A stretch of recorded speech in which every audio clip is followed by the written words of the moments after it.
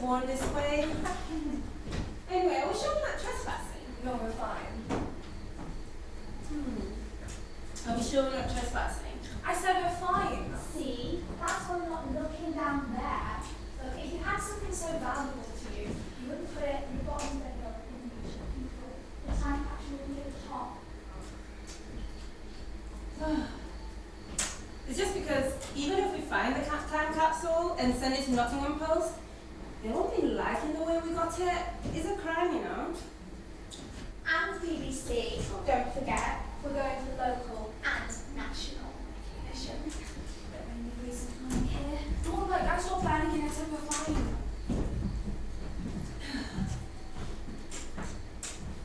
I'm so sorry, Cora.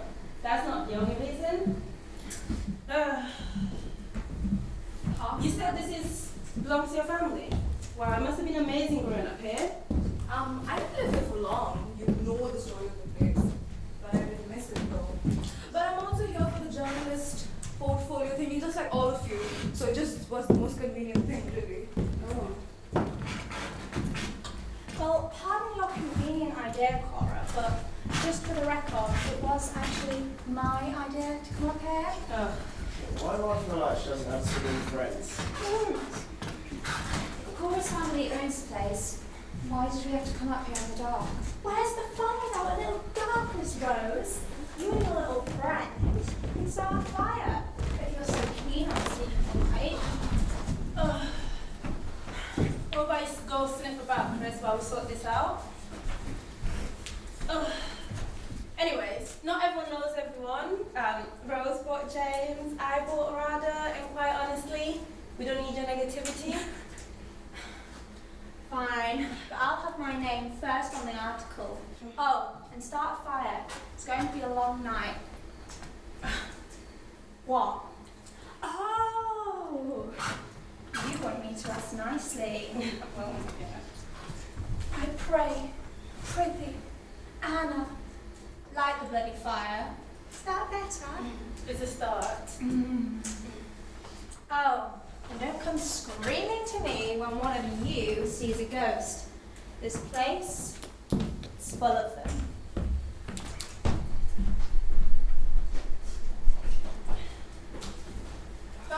Sorry guys, she get moody. Really? Can we hurry up with the fire, please? Are you okay, Rose? Yeah, just a bit uncomfortable in the dark, that's all. Well, okay. Welcome to our evidence hunting to the Clifton Manor. Now everyone knows everyone. We're gonna start with my friend Rada. She knows a mad story. We will all love her. Hey, I'm James. Not sure if I want to tell any stories. I'm just here to get my mind with someone. No, not like that. Oh. Sorry, he really doesn't want to talk about it. Yeah, well, don't tell that to Chris. So what's the story then? Do you mind if we don't talk about it? Cora, hey, so your parents loaded? No, don't interrupt. I myself had a few difficulties in life, and talking about it helped tremendously. It's not like we have a psychology student amongst us, do we? No? Good. I would prefer if there was one, but honestly, it's a sad one. You guys don't want to hear it. We all have traumatic stories. I doubt it. Oh, just watch me. Actually, James, it may help to talk about it. It's just a bunch of strangers to you. No one's going to tell anyone you know. Nah, look. It's a sad one. You guys don't want to hear it. Ooh, drama. Look, okay. I didn't come here to have this conversation. I'm just interested in the history of this place. And I'm interested in yours. Oh. Come on, James, be our phoenix, rise from the ashes. Can I start with something pleasant? Yeah. It's May Bank Holiday, 2011. I remember coming off the motorway after a long hour and a half with my younger brother Matty asking the same damn question. Are we there yet? Are we there yet? In that high-pitched, innocent 6-year-old voice. And my older sister Hazel rolling her eyes more times than I could count as she looked out the window with her big black headphones on. I must have been, what, 8 or 9 at the time? Our parents finally announced we were there as we pulled into the car park. Brighton. It was the best day. We meandered the streets of the city centre before finally making it down to the seafront. And there's little donuts covered in sugar. Oh, the soft, chewy texture. The sugar probably destroying my teeth. It's the best. And oh, the weather was perfect. Barely a cloud in sight. And you know, it was warm enough for a t-shirt and shorts, but not too hot, it's uncomfortable. You know, I remember standing at the edge of the pier and just feeling that light English breeze flow through my hair. And the soft, salty seaweed floating above. And of course we got fish and chips from a place with a stupid name like Oh My Cod, or even worse, The Codfather. I mean, how creative. Next thing you know, there's going to be someone called Lord of the Fries, or even worse, Frying Nemo. No. We ate our lunch on the beach while a swarm of seagulls tried to find theirs as they surrounded us. We're going on a helter-skelter with Matty and Hayden, so pretending I was tall enough to go on all the rides, which I was obviously too small to go on. We finally made it back to the car. My little legs just couldn't carry me anymore. You know, I went there with him only a month before.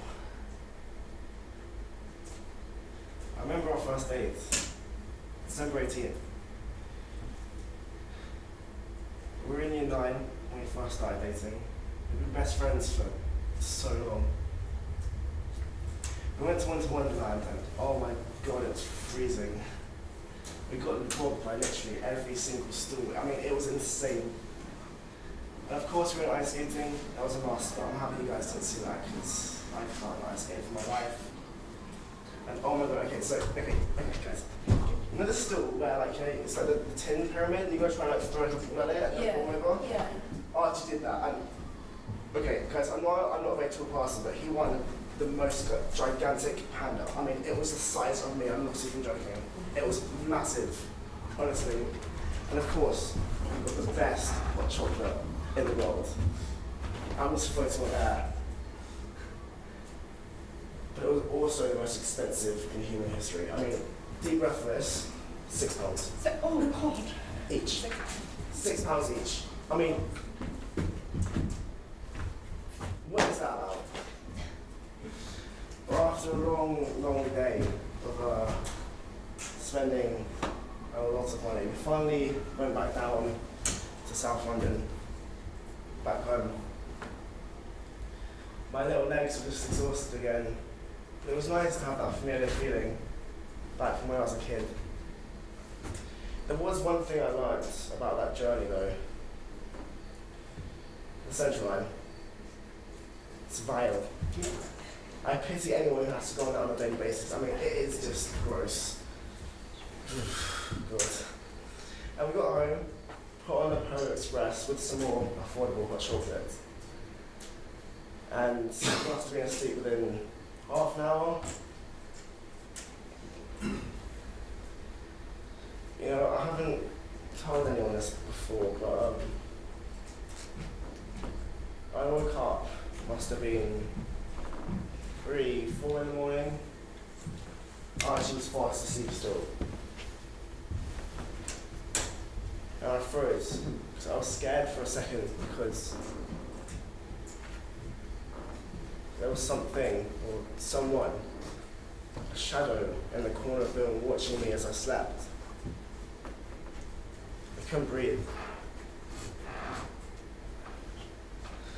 But then I saw Archie next to me fast asleep and I felt safe. Because he was there and that was everything. I guess I haven't really processed it. I mean, I hardly talk about it with my friends, family. We just started uni. I'm over on Clifton, you see, and he's on City campus. We were over at mine, watching a film. Got Domino's. He got Hawaiian, which was a choice, to say the least. But he had an exam early in the morning, so he left around 11.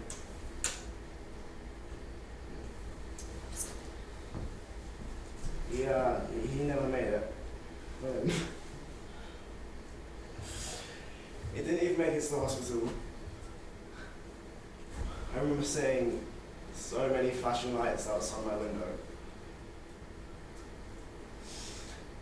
A car came down the road just a little bit too quick. Well, do you know what really fucking irritates me? Boy was my politeness, no one fucking cares. They just moved on, the world just kept on spinning. But I can't move on.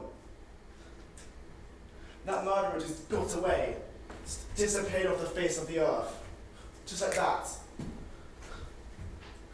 And do you know what? I am fucking angry for Archie leaving me for that fucking driver, for myself not realising how in love I am with him. I just fucking hate it all. So I fucking scream at everything. It's unfair. The world is unfair. Do you know what it's like to lose that one person, the love of your life? Just like that, with no warning.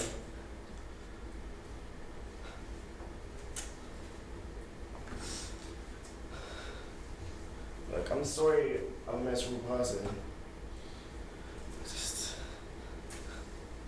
And I know I'm going to meet so many more in my life, but none like him. He's gone, and with that, a part of me. Like, I know you're all here with me right now, but it's just not the same.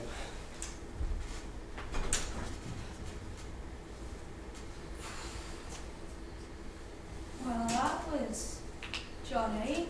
I'm so sorry, James. Oh, what am I doing?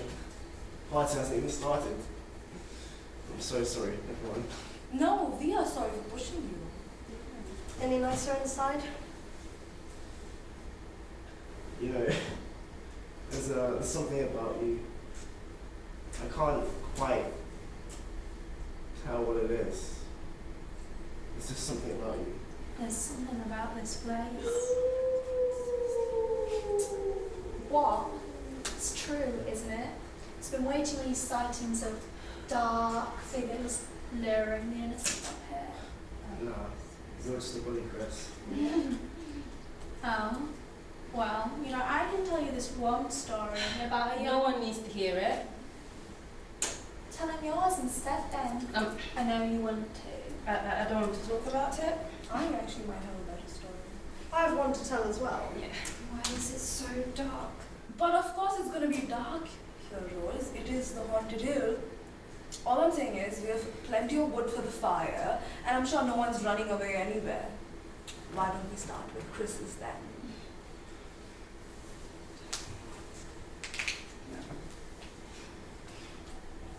So, my story was set here, in these very woods around us, a few hundred years back, when there was still some noble lord family living in the manor.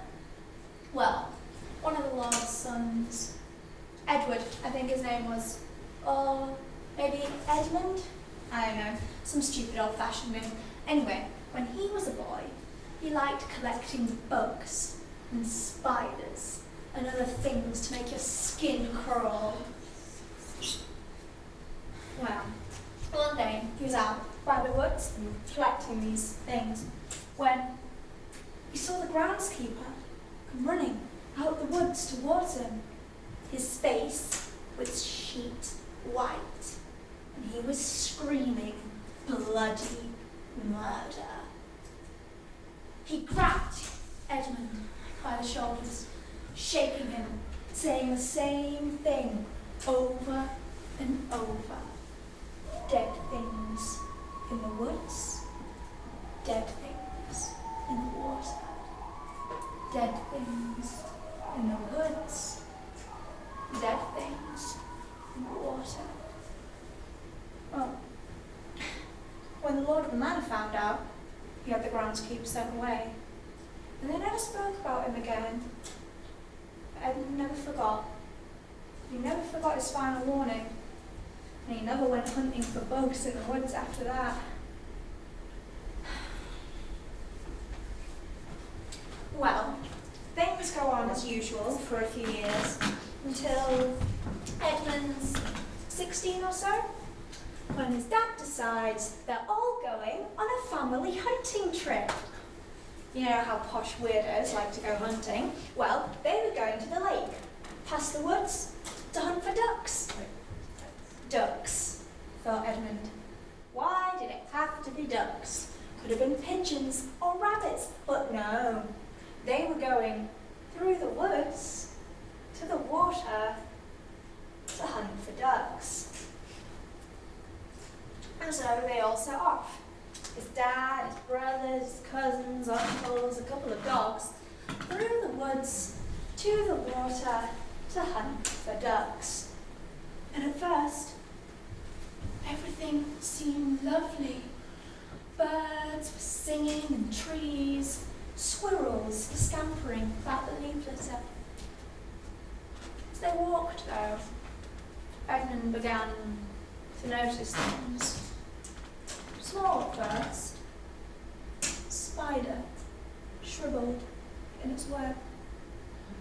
Rats and mice cold amongst the brambles. And his family walked on without seeing any of it. It wasn't until one of the dogs ran off and came back with half a dead rabbit in its mouth. Well, they began to notice then. Rabbits, badgers, pigeons, squirrels, even a fox. Everywhere they looked, there was another body. They were all lying around as if testifying to something. These corpses.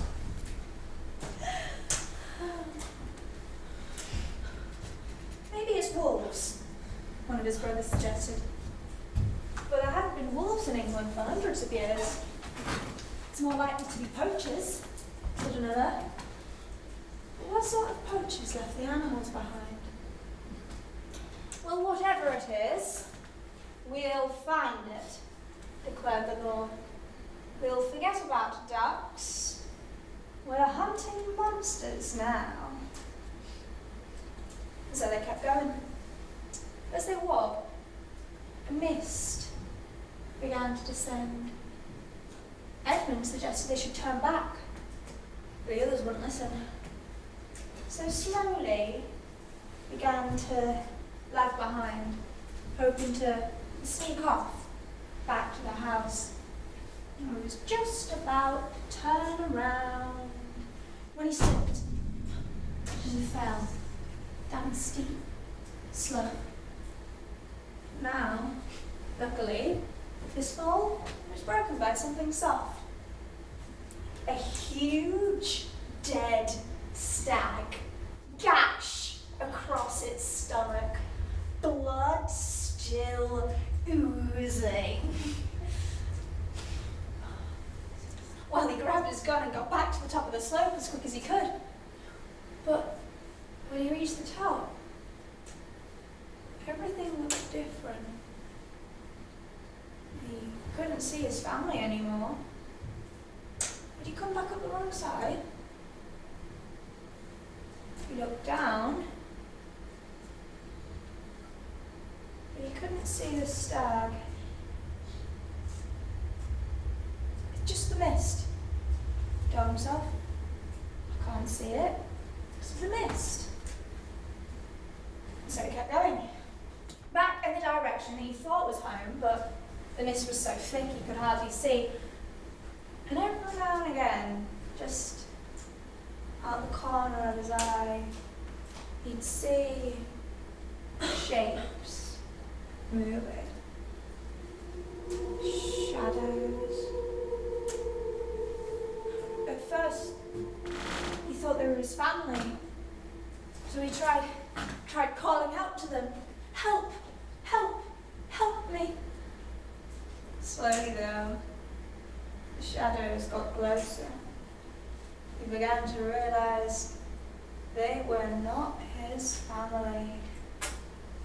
In panic, he tried shooting at them, but it did nothing. So instead, he started to run, desperately trying to reload the gun. He just about had it when he fell again, gun flying from his hands, face landing in a pile of mud. Blindly, he reaches out, searching for the gun, when his hand brushes something soft and damp, wet fur. Snatches his hand back, jumps to his feet, and starts running again. Wipes the mud from his eyes, but the mist is so thick, he still can't see. And then, all of a sudden, he's up to his waist in icy water. The lake. He's run out into the lake. Dead birds and fish floating on the surface. And beneath them, something else was moving. Dead things in the woods. Dead things in the water. Dead things in the woods.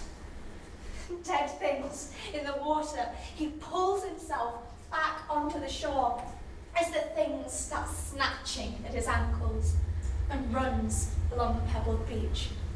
Woods to the one side, water to the other. And all around him, the shadows move closer. You thought that was traumatic? Well, I am sorry, but we don't all have dead boyfriends. We can go crying about. Say that again! I dare you! Calm down. All right. Are you okay, Rose? Look, can I just say, we came up here to look for the time capsule and we haven't even started yet. Well, correction, I have, you lot haven't. So if you want your names on the article, you better start looking. What's this time capsule about anyway? Well, Edmund's legend tells, if you've been bothered to listen all the way to the end and not started whining about how it wasn't scary enough for you, it tells about a time capsule buried somewhere in these woods by Edmund back in the day. Apparently, it has all the things in it that could prove ghosts are real. You are going to see my name on national television. There's an oak tree to the left of the house. I mean, if I were Edmund, I'd probably hide it under there. You're not coming either. I want to hear Anna's story. Fine. Don't know why. Bloody dog. Now that Chris has gone, you don't have to tell your story if you don't want to. No! Sorry, I mean, we all want to hear it, Anna, really. I don't, but I do. Something's weird about this place. Yeah, I mean...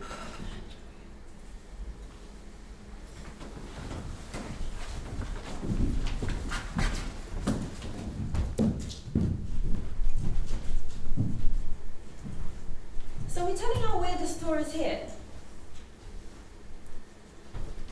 Let me tell you something that they say has happened not too far from here. It was 2 o'clock in the afternoon, the sun high, The sky, bright blue. The heat sipping through the streets with no wind in sight. This is what is called hell on earth. None of the people stay around water, like the beach, or the pool, or they stay indoors with the fan on. But the same cannot be said about the three of us, stranded with no help in sight. Oh, I'm going crazy. It's been 2 days already. Surely we'll find help soon. I mean, our parents will realise we're missing and call the police, tell us we're missing, and they'll come looking for us. God, I hope really soon. Fuck, the fucking phone's not working. Oh! Hey, lady! Excuse us. Help, please. Oh, and what do we have here? Sorry to disturb you, but we haven't seen anyone for a good long while. Could you possibly point us in the right direction, please, miss? Follow me.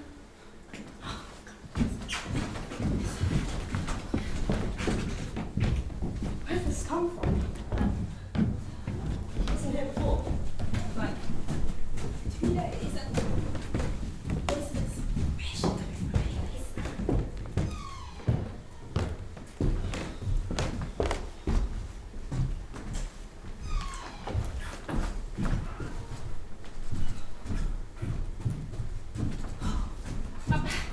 I'm sorry, but can we use your phone, please? The phone has not been used in a long time. Not sure if it is still working. But please, find it over there. Do you think something's alright here? Yeah, definitely. Now, there are 3 rules you must follow if you are staying here tonight. Rule number 1. Once inside and the door is locked, it cannot be opened until morning. Rule number 2.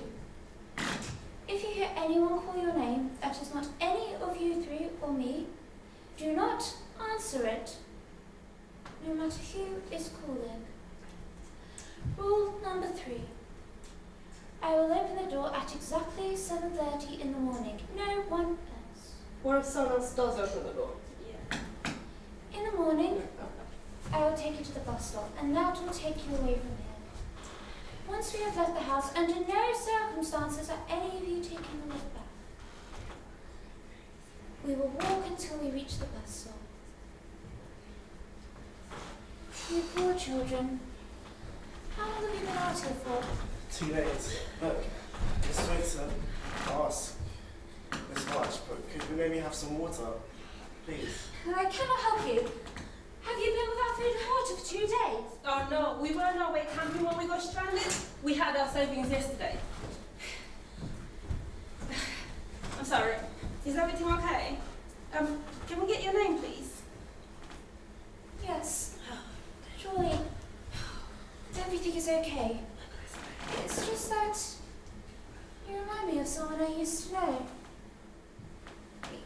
You can call me Mia. I will try and find you some food and water. Thanks.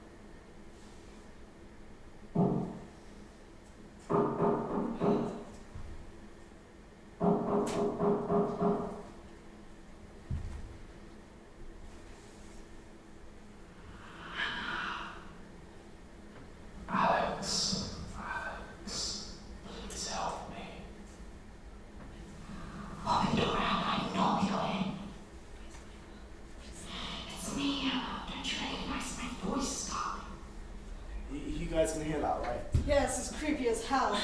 Don't listen to that. Let's remember rule number 2. Let's concentrate on each other. But what is it though? Do you think the woman's crazy? I think it's better for us to sleep together.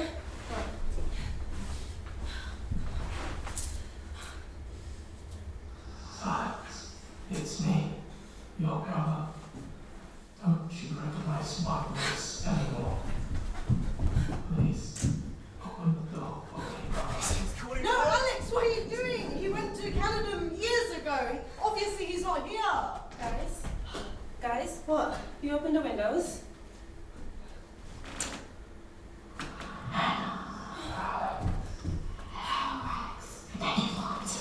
We gotta go. No, we stay put. No, we can't. We're told the rules. Mark, go to bed and pretend you're sleeping. I think they found Alex and they know I'm here, but they haven't found you yet. What? Anna, you bloody crazy. This place is crazy. I'm scared, Anna. Wait, there's a bus stop. That's what we'll do. We'll go to the bus stop. I agree, we have to leave. I mean, this lady's crazy and I'm not staying here to get slaughtered. No, we're told the rules. Mark, go to bed and pretend you're sleeping. No matter what, do not acknowledge anything you feel or might hear. Me'll get us RV in the morning. Right. She has to. You know, you sound like you know a lot, Anna. Have you been here before? What, are you crazy? This is my first time here.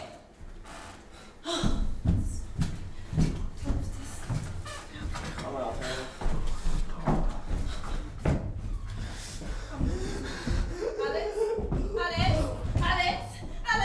Alex, Mia, please. It's too late. Mia, we don't understand. What did You you don't know? need to understand. Listen to me, Anna. You need to run. No, Do not. Mark. Mark will be fine. No. He's sleeping, and I will show him the way in the morning. No. But you have to leave now, otherwise I cannot help any of you. That is why I have the rules in place. But do you people follow them? Go, run off, and do not look back. Go!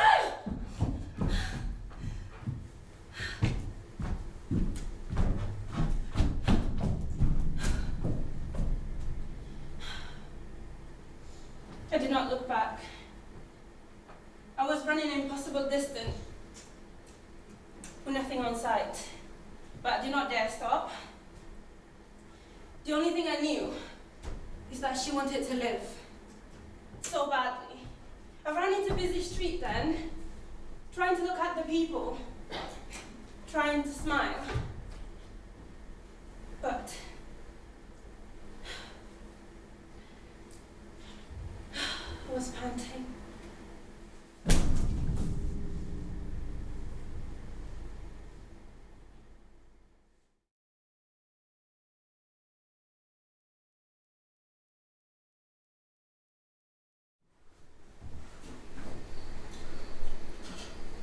That was mad.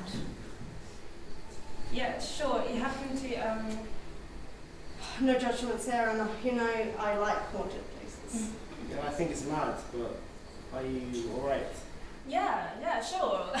It's not like there's a haunted place, like, it's not like there's a dead town somewhere on the other side of the hill. Right. Are you okay? Yeah, I'm okay. Are you okay? Is everyone okay? Yeah? You're right. Everyone is struggling. Oh, look, if you're not feeling right, you can always go to the mental hospital. You can say hi to my ex-woman. Wow. Dead things in the woods. Dead things in the woods. Shut up! So, if that was real, where are your friends now? Alex and Mark? It didn't happen to me. I just like telling in the first person perspective. That would be mad, wouldn't it? Like, But what happened after? Alex is dead. Mark caught up the next day. He was trembling and shocked. He said he was choking on nightmares. And the villagers said that they showed up out of nowhere. They were murmuring between themselves that the girl and the boy showed up out of their town. It's like, I never found it in a map either. Right. Well, enough of the small talk.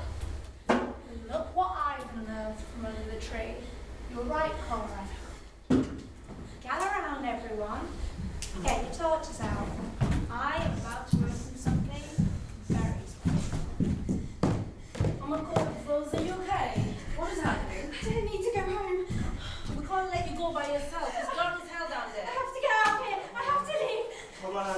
breaths, okay, deep breaths. That's not gonna help. Turn on the torches! The torches! All the light! I want every light! Good. I need. Do you want me to go around with you? I want everyone to come. Everyone's safe. No!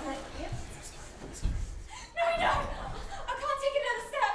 Nowhere, I can't. Okay, deep breath in. Look, that isn't helping, right? Why don't we just focus back on the box? Wait, I know what she needs. So I used to live here, right? I'm gonna go and see if my keys still work so I can get the electricity running. But I will need someone to come along with me though. I'm a bit scared in the dark or whatever. James, do you want to come along with me then? It's fine, it's just... Oh, sorry, shoelaces. Oh, let me get that for you. Can we go home yet? I told you. Shut up! Hey, you know what? Hold back. And why don't you tell us a story? And then we can all have a nice cup of tea and a cake. How does that sound? I've been over this for so long. Alright, forget about the cake. But, still, tell me a story. I really want to hear one. I'm at your feet. Don't make her. Tell us your story.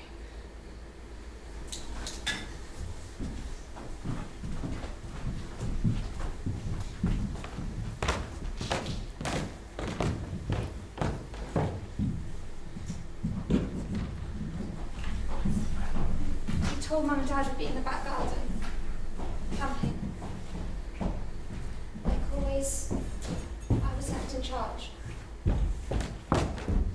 had the tent up in no time. We were used to this. As I lit the fire, Jack growled in and looked up. He said he wanted to see the stars, but he couldn't because of the light from the fire. He sprang up and started climbing through the fence and running up the hill nearby. He was always so stubborn. I was chasing after him. What are you doing? Searching stars. They're up in the sky, you know that. You don't have to go searching the hills for them. But I can't see them from our place. Well, look better. Come on, we're going home. Leave me. There's less light here than at home. I mean, you can really see them. Look, there's the galaxy. And the TARDIS. You won't see them with your torch switched on, you moron. But I need to see where I'm going. Well, I need no one to know we were here. I was given strict instructions to look after you tonight. I'm not getting in trouble again just so you can see some stars. Ask Mum for a telescope for your birthday or something. In the meantime, come on, we're going home. You can stare at the skies while walking. Jack? Jack, for the sake of our parents, don't you dare go going off! Come here! Come after my voice! Don't you dare! This isn't a game!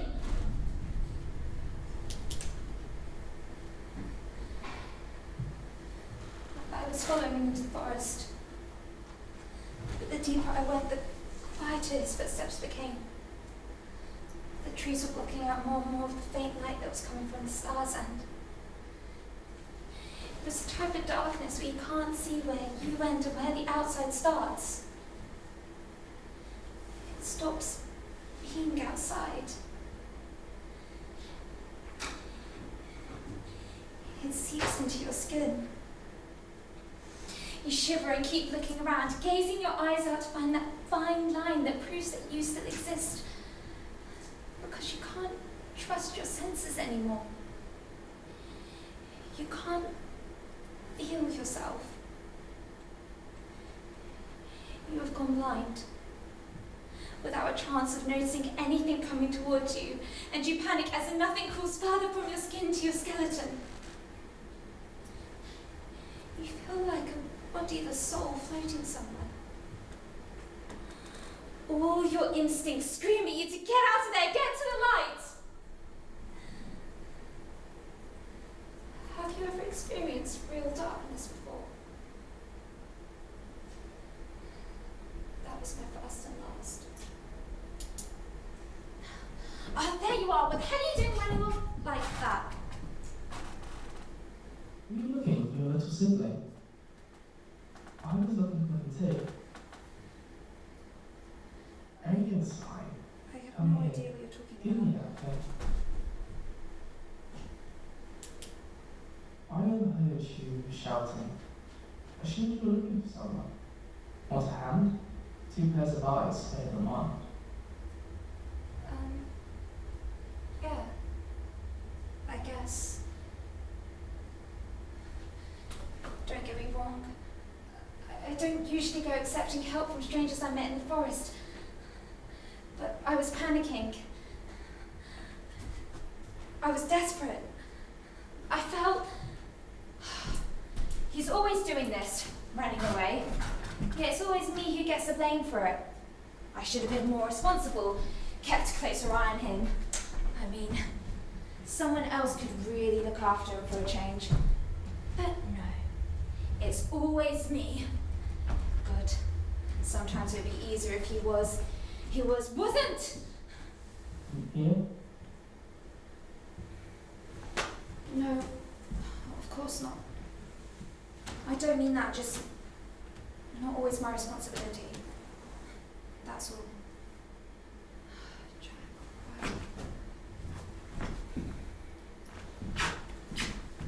There. Hey, Jack, wake up! Whoa, what are you doing? It's obvious. He's stuck in a nightmare. Can't you see it? You just need to shock him out of it. Just give him a light push. Go on. Try it with more force. Maybe more like a hit. A hit? Do you want to wake him?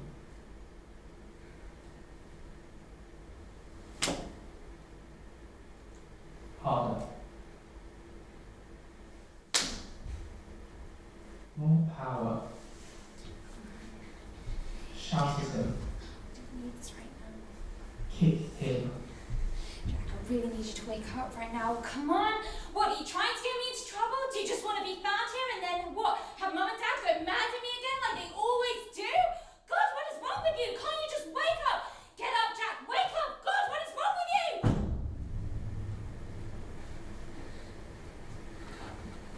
I know what you're thinking. I know how it sounds. I can't deny that I was angry. Well, if I'm honest, raging with my brother. It was so many years of built-up frustration hitting me at once. But I would never have considered doing anything like that in my right mind. But I'm telling you, that Forrest, that guy, it did something odd with my mind. Yet I stood there, tempted with the potential of what I could do. It was like a smoke rising inside me, blinding my judgment, all sense I had. And from it, a fire was growing. Something uncontrollable, something wild, something deadly. Like a trance. All I could hear was his voice. Maybe some of it was even in my own head, I don't know. But Jack was there, defenseless. And I wanted to punish him the way I'd been punished over him for years. What am I doing?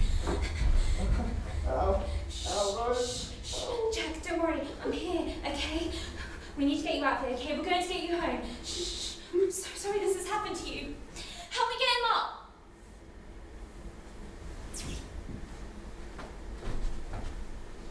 He was nowhere. It was strange. He was strange. I couldn't recall his figure a minute later. I see him blurred, like a mist with a presence inside. Mesmerizing. And to this day, I can't even recall his name. Perhaps he I never said it. Like it just popped into my head because I can't remember him talking. Maybe he hasn't said a word at all. I think it was just me and no such person was there.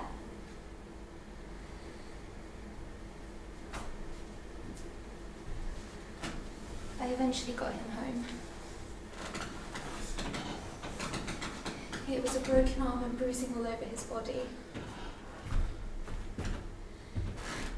You can imagine the trouble I was in. But none of it compared to the guilt I felt, the guilt I still feel.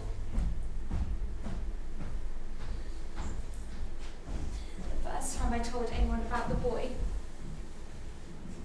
was when, after a week of screaming in my dreams, Mum and Dad woke me up and I couldn't hold it back.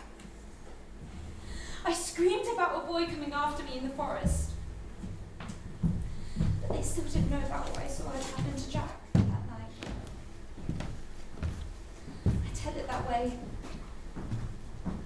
because if I really think about it, I didn't feel like it was me. I was just looking through my eye.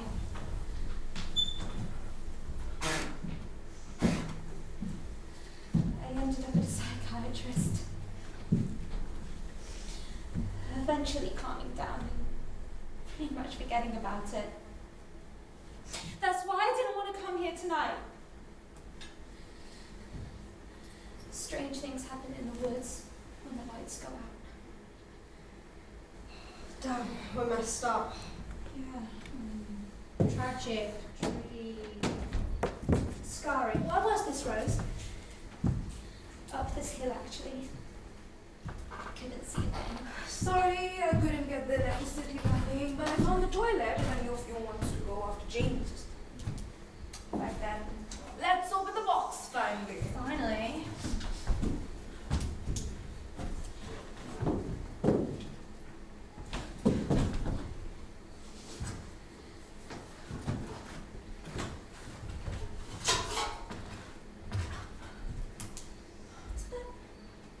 Isn't this James's panda?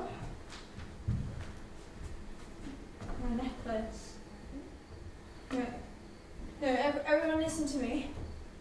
I was wearing this when we came up here. Someone's taken it. They put it in the box. Dead things in the woods. No! I had it on my neck.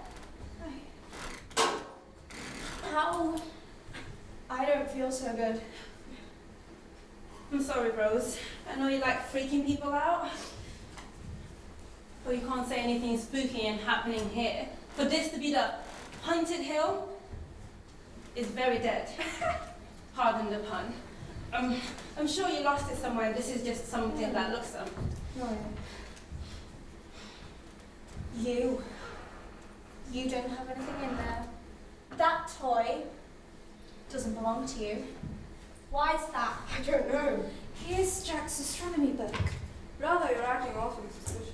Yeah, tell us your story, rather. What? I know we came here together. I'm telling you. Astronomy book.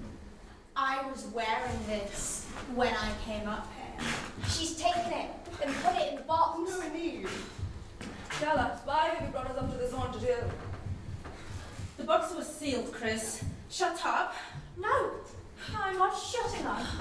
Fuck that and fuck the box. It's Rata. She's so knowledgeable about who's feeling how. Can you tell us why have you brought us up to the hill? I didn't do Tell that. us your story. I demand. Okay, holy crap. I'll tell you my story, but I have nothing to do with the haunting. I came as an interested party like you. You're responsible for what happens to you. Alright, go on then, tell us your fucking story. Alright, okay. Where do I start? Well, my ex and I used to investigate and explore really cool places. Sort of like urban exploration. We were both history buffs, you see. Well, it was his course and was mine. There's something about being somewhere people have been before. Somewhere, the places people's pasts dwell. You must have heard of the well-known places such as Stonehenge, Tower of London, Hadrian's Wall. Then you get the finer places like the ruins of St Dunstan's Church in the middle of London, Hopkinson's in Nottingham, Rolling Stones in the Cotswolds. No? Went for the thrill, the adventure. Don't know what pleased my ex about the adventures we went on. So we were went to this location which was said to be haunted. Not our first invisible rodeo though. We're looking for the, can't say presence, can I? We were looking for a spirit called Raya. See, there was a story about a long-lost lord, and it was said she was wronged by this lord. So Raya fell in love with a poet. And she fell for him quickly, and no wonder. Oh. And under the cover of night, they got married. See, they were part of the Lord's court, and the Lord was quite jealous of her.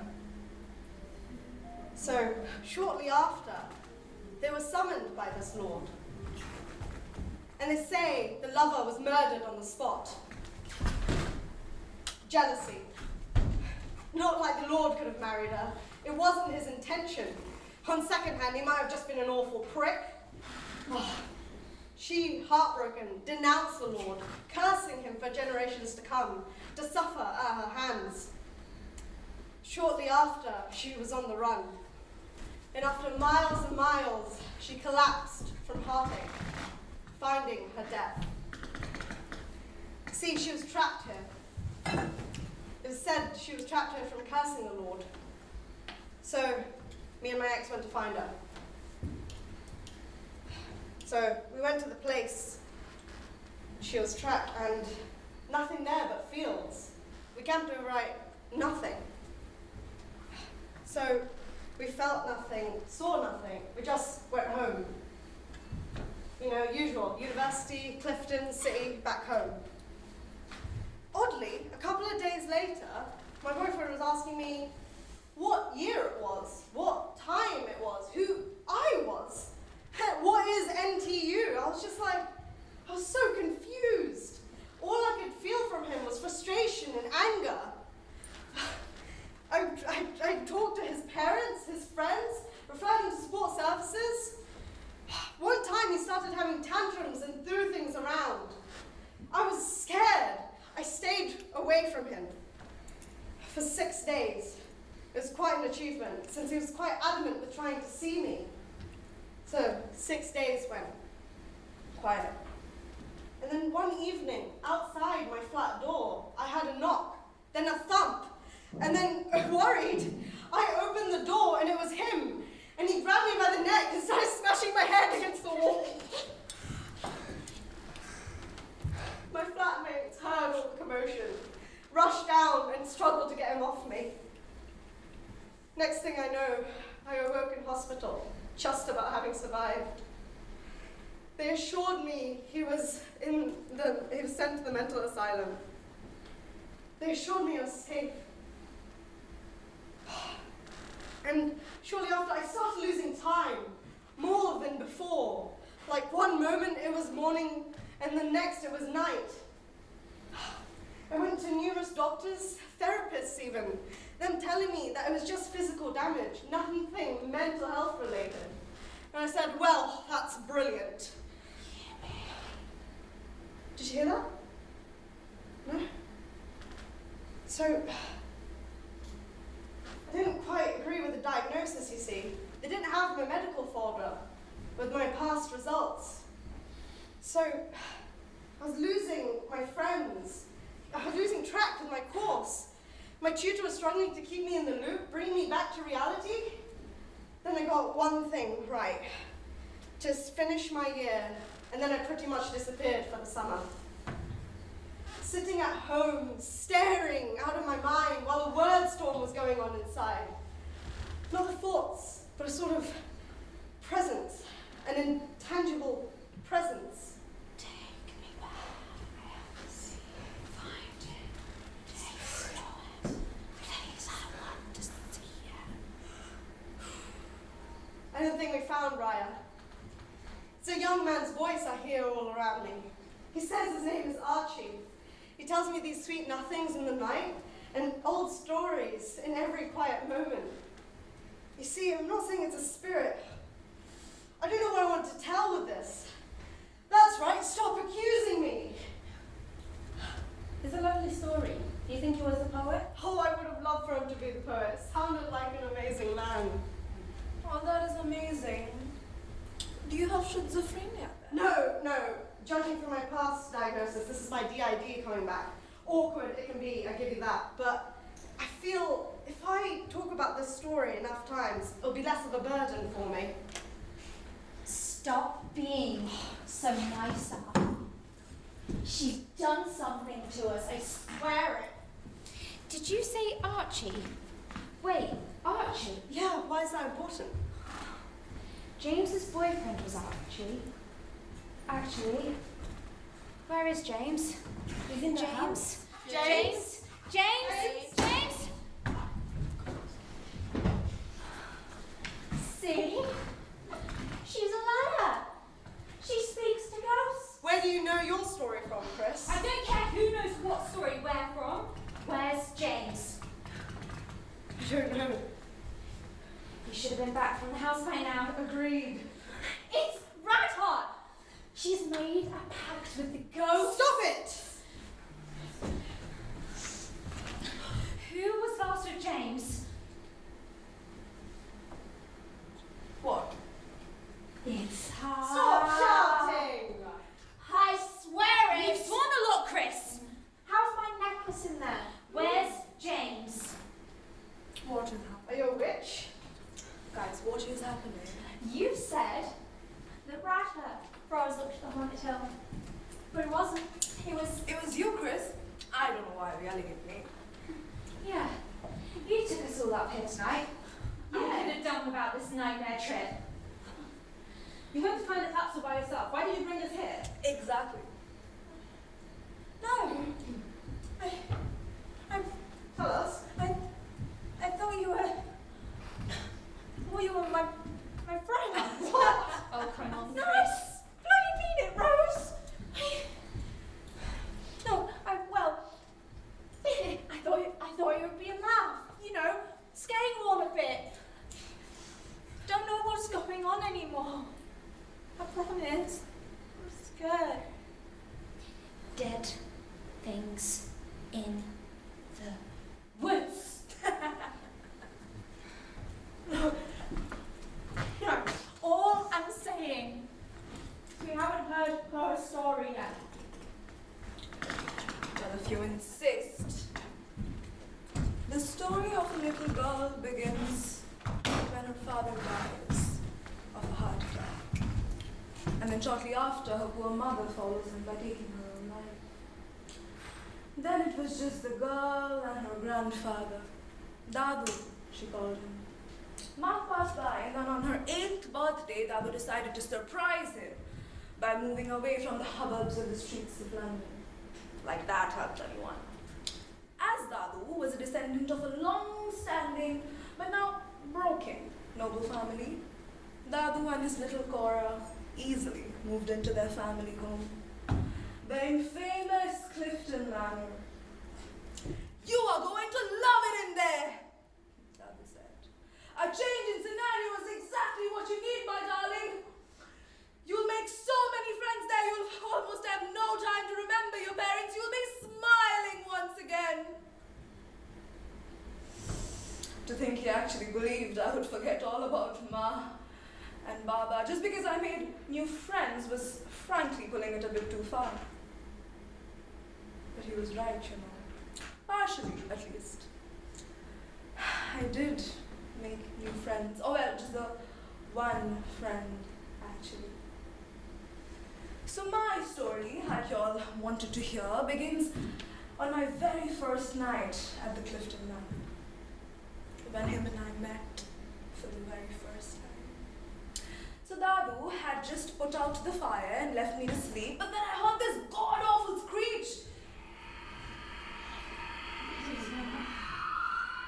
Of a cat? So I got up, looked out of the window and nothing. Just a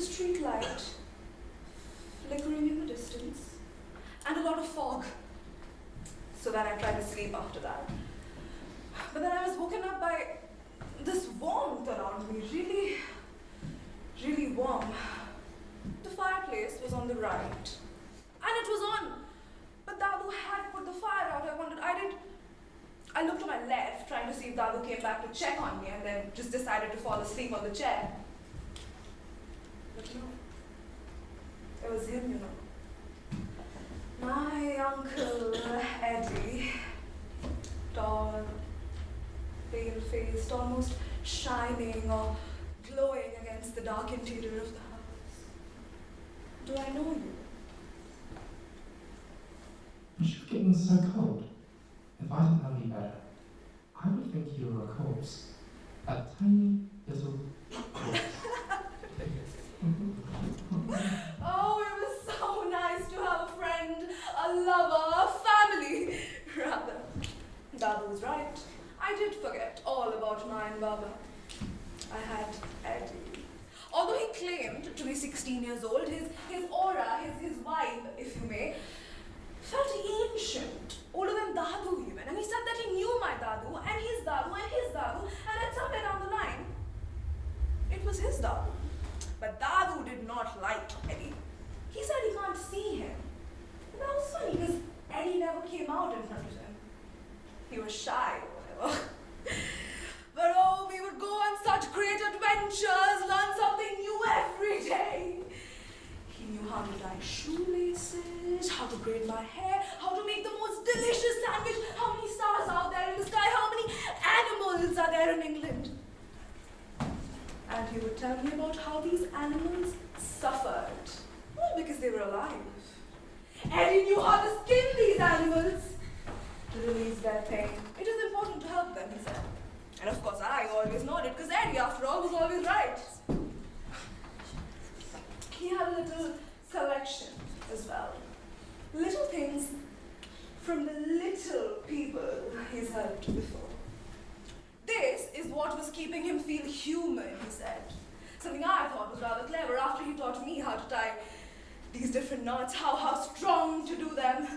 You tie a knot around a person's neck, and then you pull for some time until they stop talking. It helps put them in the place they belong in, he said. Sit. Please sit. Right, so everything was going great. I was loving Clifton. And then Rita was hired, our housekeeper. Dramatic, superstitious, old Rita. She told Dadu that there are evil spirits in this house. Spirits! She apparently saw Eddie once, and that was what? A shock to her. I was chilling with Eddie for months. Spirit or not, he surely couldn't have been either. He was my everything.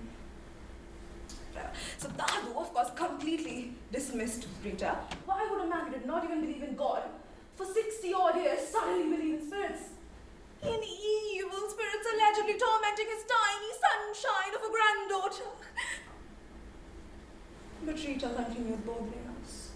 She put holy water all around the house, burnt incense, and chanted weird religious stuff.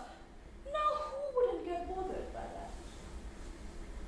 After a while, the holy water started suffocating me. Whenever she chanted the religious stuff, I would feel this throbbing pain. I wanted to punch her in the face. I hated her. Eddie hated her. And he told me she was suffering. So Dadu had to leave for Manchester for a week, and that was fine. But that meant Rita was in charge. Eddie and I were suspecting she might do something odd, like might try to get rid of Eddie. And oh, were we right. That night, just as I was falling asleep, I felt two hands tying me to the bed, and suddenly I couldn't see anymore. Everything was a blur. There was a man. Now that I think about it, a priest. I was 9 years old. I was screaming. He had this huge cross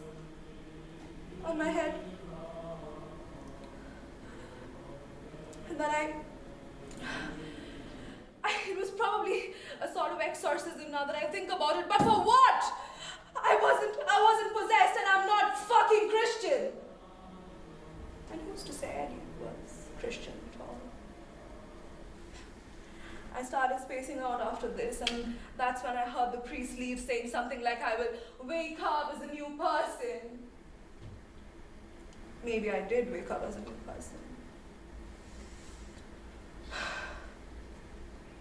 It was all quiet after that. I think I had slept. But then when I woke up, he was right there. Eddie, smiling. But it was a different smile. It meant something, as if he'd achieved something. What to do, Cora? His voice cold, sinister, not that friendly, witty Ed. It was like 1,000 knives piercing through your skin in a good way, but I liked this new voice. I loved it. Just like tying your shoelace, Cora. I don't quite remember everything distinctly, but I felt so strong. I sort of just pulled my hands together and I was out of bed. And then I knew exactly what I had to do. Oh, are you going somewhere? I'm not finished yet. I haven't told you what happens to James yet. What did you? Yes, that's what I thought.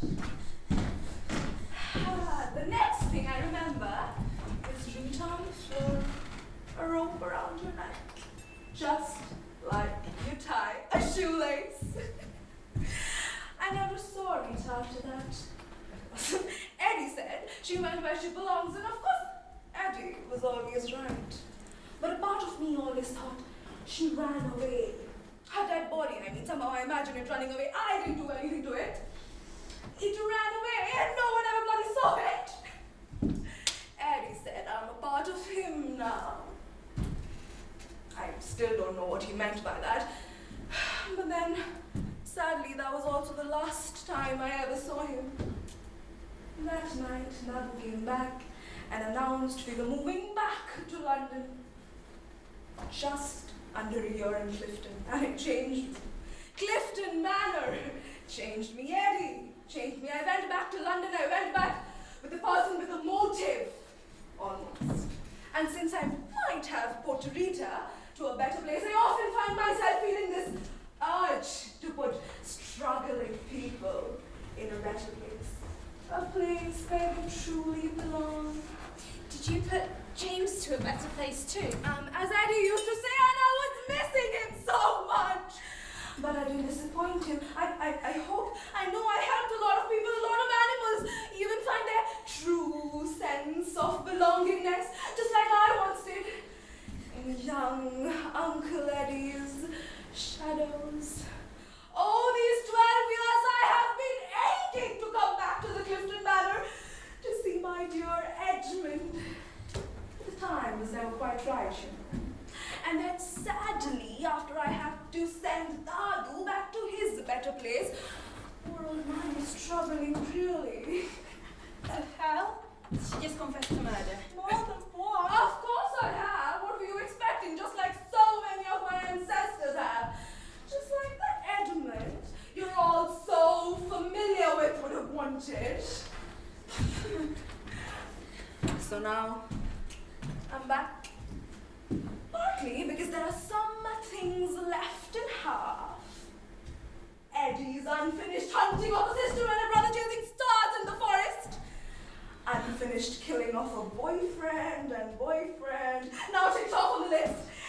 James, yeah. And I came back also because how could I not after hearing about Edmund everywhere all over the news?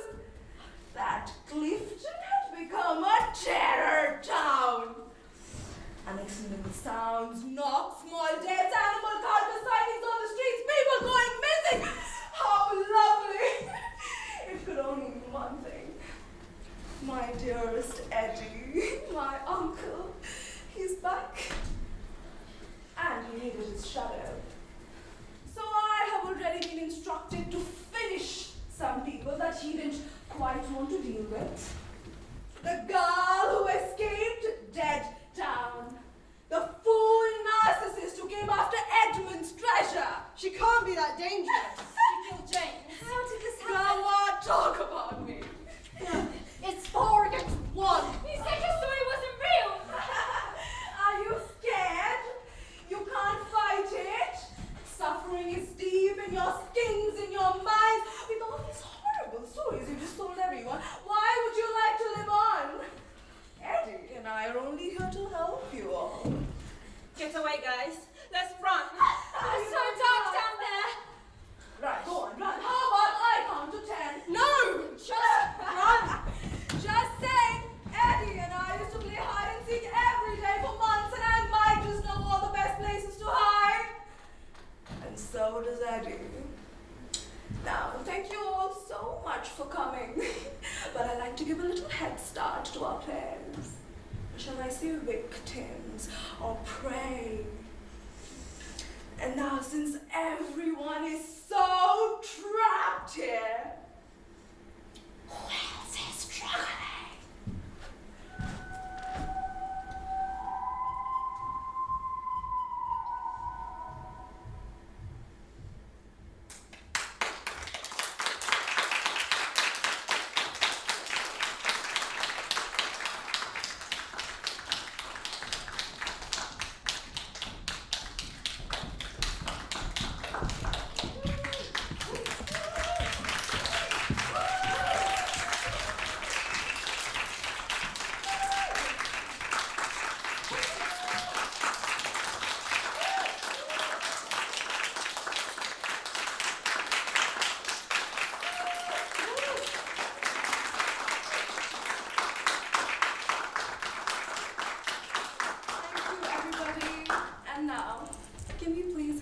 Actual star of the show, our lovely director, Miss Nora Baiji, on stage, please.